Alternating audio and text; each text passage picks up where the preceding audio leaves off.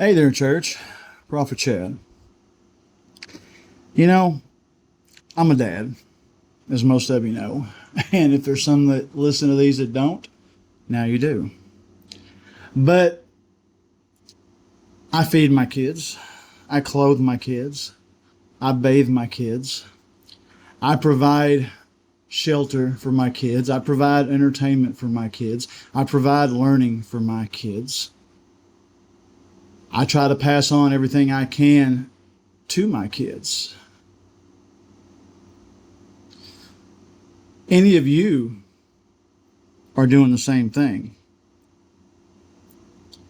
That's what we do as parents. Doesn't matter our kids' behavior. Kids may go without supper from time to time, may get their butts swatted a time or two, may get grounded from fun things a time or two, but we still provide for them. To take it even a step further despite my kids' behavior, they get to experience my presence every day. Doesn't matter what they're doing. Doesn't matter if they're on the correct path or the incorrect path. They still get to experience my presence. Now, any of you spiritually minded people are now beginning to see where this is going. You may experience God's presence. Excuse me. God may provide for you, but that doesn't necessarily translate into your behavior being spot on. You can be doing everything wrong and still get to enjoy the presence of your Father. Doesn't mean there's not going to be consequences to what you do,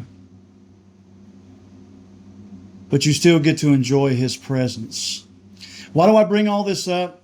Because there's a lot of this and that back and forth on how this place can be experiencing God's presence and this place can be experiencing God's presence, but in a way it seems like they're speaking two different things. Well, first off, if you're hinging everything on experiencing God's presence, you're already missing the point. I just demonstrated that. God's presence is not the key factor. Now, I have a teenager. Any of you that had teenagers know they can be pretty hard-headed and don't want to listen. They think they've got all the answers. They think their feelings and their thoughts are paramount.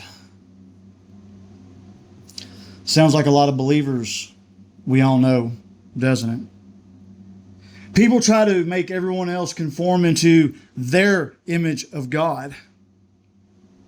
Did you hear that?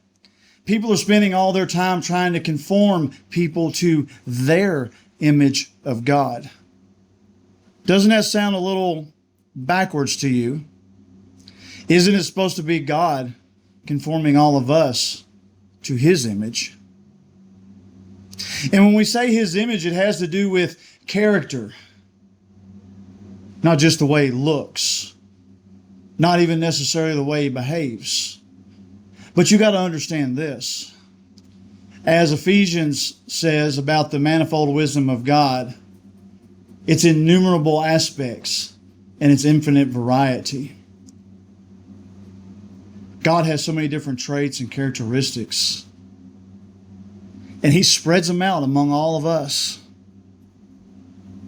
I don't know, if for no other reason, just to see if we're going to accept or reject what is different from us. And that is what people have always done, both in the church and out. They try to conform people to their image. They've got a picture of God painted on their canvas. And anybody that doesn't look like that, they just write off as not being of God. Y'all know what I'm saying is true. And that's not what we're supposed to be doing. We're supposed to be working together as the church, not opposed to each other. And some of you need to quit talking out of both sides of your mouth saying you do, but the evidence is clear that you don't. You want to pass judgment?